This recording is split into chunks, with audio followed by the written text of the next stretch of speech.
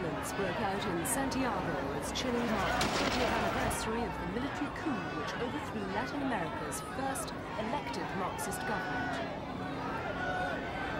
Some 5,000 leftist demonstrators clashed with police. 2 people died in the weekend violence. Chileans still bear grudges against the military regime, even though an elected left-of-centre government has been in power for 4 years. Memorial services were attended by the widow of the slain Marxist leader. On September the 11th, 1973, troops led by General Augusto Pinochet took control of Santiago, an action that was supported by the United States. The Nixon administration has denied involvement. However, it is widely accepted that the Central Intelligence Agency provided weapons and funding for the right-wing rebels. Socialist President Salvador Allende was killed in the fighting at La Moneda in the Chilean parliament. Under the subsequent brutal military regime of General Augusto Pinochet, which lasted for 17 years, some 2,200 people were killed. Another 1,200 were never seen again. The Chileans call them the disappeared or the forgotten ones. La resistencia marxista no ha terminado, señor. The Marxist resistance is In a not news finished. conference following the coup, the dictator believed he and his supporters were fighting a war against communism waged by Marxist en guerrillas. este momento en estado de guerra interior. In the state of interior war. In fact, Salvador Allende was democratically elected. This was a time of far-reaching socialist sentiment in Latin America. At the height of his popularity, Allende held a rally in Chile's national stadium. It was in honor of a state visit by fellow Marxist Fidel Castro of Cuba.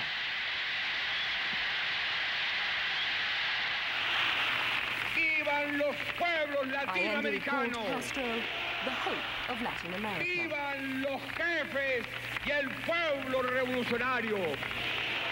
Gracias, compañeros y amigos, comandante de la esperanza latinoamericana, Fidel Castro.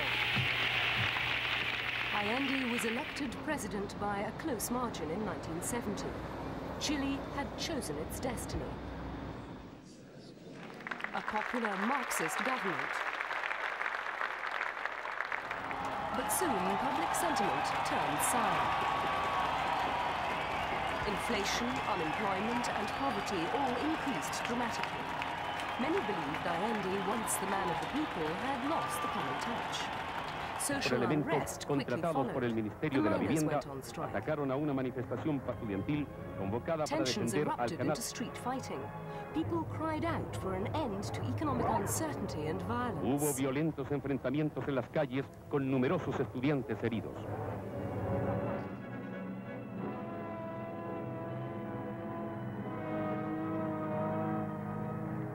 Para impedir la Then the autodefensa de farmers los in the asaltados. rural areas picked up their pitchforks in protest. This had been a socialist stronghold in the agrarian country. Continued strikes made Chileans nervous. Finally, students too joined the anti-Allende protests. Some even welcomed military intervention. We did want them to restore order and to some way or other reconstruct the economic part of this country that was being torn to pieces. But we didn't want them to kill everybody, and we didn't want them to outlaw a lot of people and just throw them out of their own country. We just wanted order.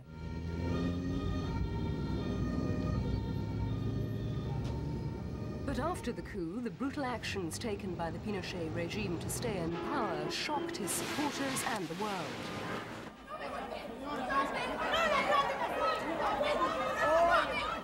Pinochet and his generals were convinced they were fighting an all-out civil war against Marxism. Thousands fled the country. Others were not so lucky. They just disappeared, often at the hands of Pinochet's secret police. Allende's associates were assassinated. The former Interior Minister General Carlos Prats and his wife died in a car bomb in Buenos Aires in September 1975. Bernardo Leighton, an early Pinochet opponent, barely survived a shooting incident in Rome the next month. In Washington, D.C., a car bomb killed Chile's ambassador to the USA, Orlando Letelier. The September 1976 attack was carried out with a bomb similar to the one used in Buenos Aires. In September of 1986, an assassination attempt was made on General Pinochet himself. Pinochet sustained only minor injuries, but claimed this was evidence of the continuing threat from Marxist guerrillas. 5 security guards died in the motorcade attack. What followed was an all-out campaign against what Pinochet claimed were threats to his democratic rule. The repression, brutality, and human rights abuses committed under Pinochet's dictatorship have not been forgotten or forgiven. In 1988, on the 15th anniversary of his military takeover, Pinochet called for a national plebiscite in which Chileans could vote for the government of their choice. There were demonstrations by those who wanted to oust Pinochet, and demonstrations by those who wanted to keep him. In the end, the people voted in a coalition government headed by Patricio Aylwin and including the Socialist Party of the late Salvador Allende. The victory was cause for celebration.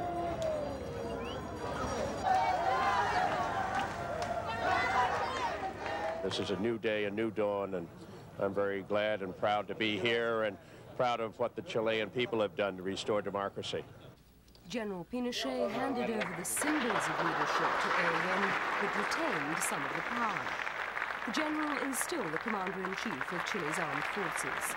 The day of his military coup is still a national holiday. It has been difficult to reconcile the past brutal military regime with today's civilian government. What we have to do is to push ahead in terms of reconciliation, in terms of building a future and ensuring that never again we may have such kind of violations.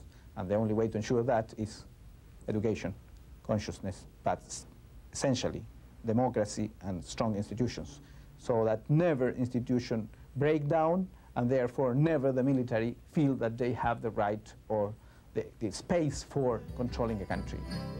The folk music group Inti Illimani today performs in the club Estadio Chile, a detention center under the Pinochet regime.